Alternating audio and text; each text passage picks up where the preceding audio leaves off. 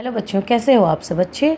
Okay बेटा, चलिए हम लोग जो सुमित्रा नंदन पंत जी की जो ये कविता है चींटी, इसी को आगे हम बढ़ाते हैं। और अभी तक आपने जाना कि किस प्रकार जो चींटियां हैं, है ना, पतली सी काली रेखा के समान नज़र आती हैं और वो सतत परिश्रम करती रहती हैं। यहाँ तक कि जो उनके घर हैं, है ना, जो उनके रहने का स्थान है वो बहुत कैसे होता है, सुंदर होता है ना। उनका जो घर है उसके अंदर नगर बसे रहते हैं और उनकी जो निर्माण कला है वो कैसी है, अद्भुत है, अकथनीय है कि नहीं। और बड़े बड़े शिल्पी भी उसका मुकाबला नहीं कर सकते। तो ठीक है, चलिए आगे बढ़ाते हैं।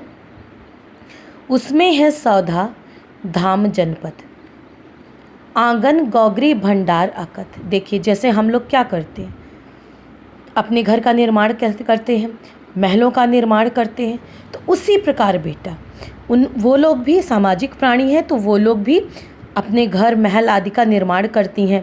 जनपद मतलब रास्तों का निर्माण करती हैं। उनके घर में भी आंगन होते हैं। गोगरी मतलब वो गाय को जिस स्थान पे रखा जाता है बेटा, है ना, गौशाला, उनके में भी उनके जो घर होते हैं, नगर होते हैं, उनमें भी ये सारी चीज़ें रहती हैं। भंडार अकत, और जो कण कण वो लगातार परिश्रम करके इकट्ठा करती हैं, उसके लिए क्या रहते हैं, भंडार भी होता है। चोटी है प्राणी, चींटी है प्राणी सामाजिक, वह श्रमजीवी, वह सुनागरिक। चींटी क्या है, एक सामाजिक प्राणी है। जैसे हम हैं, हमारा समाज है, हम जिस प्रकार जीवन यापन करते हैं ठीक उसी प्रकार चींटियाँ भी जीती हैं। और वो श्रमजीवी मतलब परिश्रम करके वो, जी हाँ, वो जीना का सोचती हैं कि वो लगातार परिश्रम करती हुई और इस प्रकार वो जीती हैं। और वह सुनागरिक है, मतलब वो एक अच्छी नागरिक है कि जिस प्रकार एक अच्छा नागरिक अपने आस पड़ोस, अपने कहते हैं ना कि वो लड़ती भी हैं, योद्धा भी हैं, है ना, अपने बच्चों की देखभाल करती है। तो इस प्रकार बेटा उनके बहुत सारे काम हैं जो चींटियाँ लगातार करती हैं एक सामाजिक प्राणी की रूप में। तो इस पाठ से हमें यह सीख मिलती है कि हमें चींटियों की तरह अपने को छोटा नहीं समझना चाहिए, बल्कि लगातार सतत परिश्रम करते रहना चाहिए। ठीक है बेटा, अब देखते हैं इनके शब्दार्थ। यस बेटा, शब्दार्थ देखिए।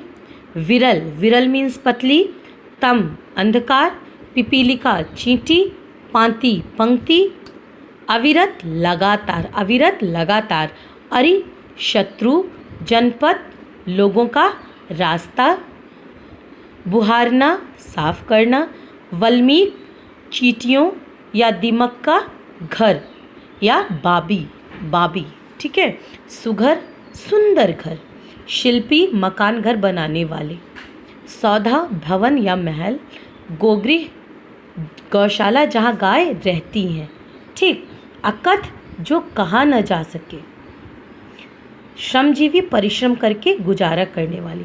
तो इस प्रकार बेटा आप लोगों ने चींटियों के बारे विषय में पढ़ा, उनके शब्दार्थ भी सुने, है ना, और देखे। और बेटा ये जो शब्दार्थ हैं आपकी फेयर कॉपी में होना चाहिए, ठीक है। और किसी भी प्रकार को आपको परेशानी लगे, किसी भी प्रकार लगे आपको कि हाँ मुझे ये समझ में नहीं आया है, तो आप मुझसे पूछिए, ठीक है बेटा। और बाकी हम लोग जो अभ्यास कार्य है ना, प्रश्न उत्तर, ये सारे हम नेक्स्ट वीडियो में करेंगे।